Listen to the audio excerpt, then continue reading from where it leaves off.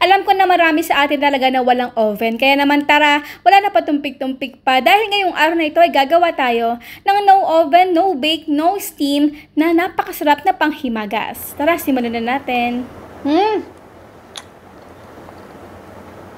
At dito ay kakailanganin natin ng digestive biscuit na mga 40 pieces, pero maliit lang ito. Sige, sukatin natin. 2 inches in diameter. Next ay pagpiprepirasuhin lang natin ito ng maliliit. Pero wag naman durog na durog.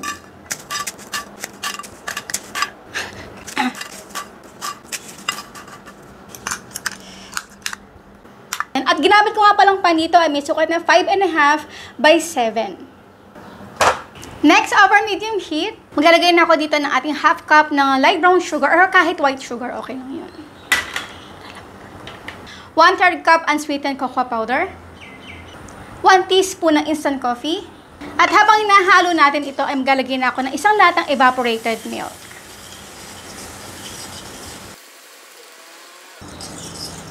So, continuous yung ating paghahalo-halo dito. Lalo na yung mga gilid-gilid kasi namumuo-muo yan.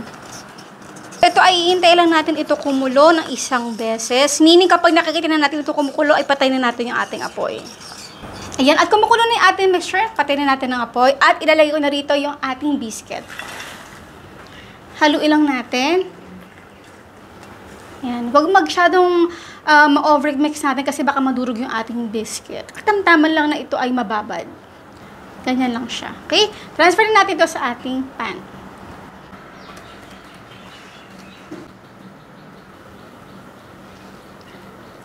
At i-flat lang natin ito.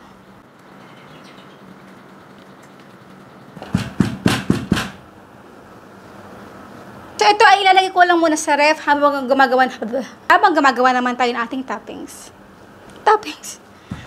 Second layer. Sarap. At para naman sa ating ganache, ay mag-i-steam lang ako dito ng ating tubig. Huwag natin ito pakukuluan. Sa low heat lang tayo, ilalagay na natin dito yung ating bowl. Ay, dapat hindi nagtatouch yung pinakailalim. Papalit lang ako.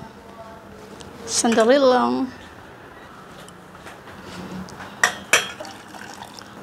Yan. Dapat hindi dumidikit o nagtatouch yung pinaka-water nito sa ating bottom ng ating bowl.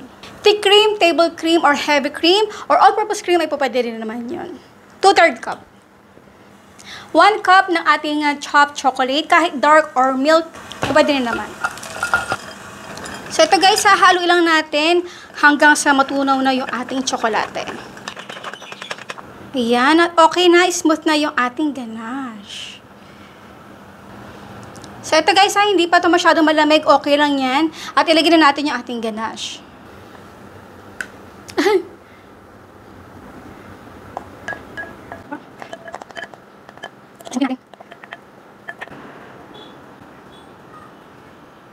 Ganda. Itap lang natin ito. Then again, ilalagay natin ito sa ref hanggang sa mag-set yung pinaka-ganache natin. Sa mga 2 to 3 hours. And now is done our no oven, no bake, no steam na napakadali at napakasarap na panghimagas. Biscuit chocolate pudding. Aba, syempre bago tayo magtikiban portion, ang tanong ni Mami Shirley, anong ginamit natin dito para maging malaalakik ang texture ng ating napakasarap na panghimagas? Syempre, ang inyong sagot sa comment box section. Tara na guys, kain po tayo! Ang sarap!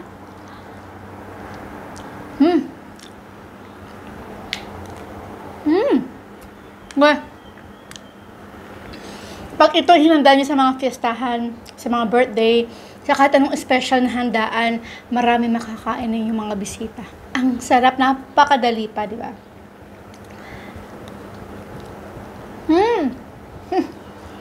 Sarap! Para siyang Graham chocolate float, yung kanyang datingan. Ang sarap!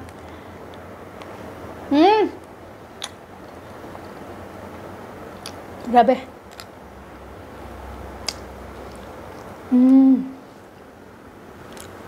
The best.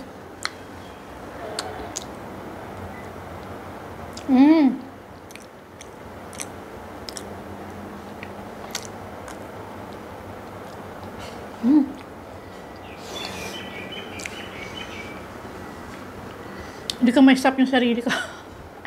Ang sarap, grabe.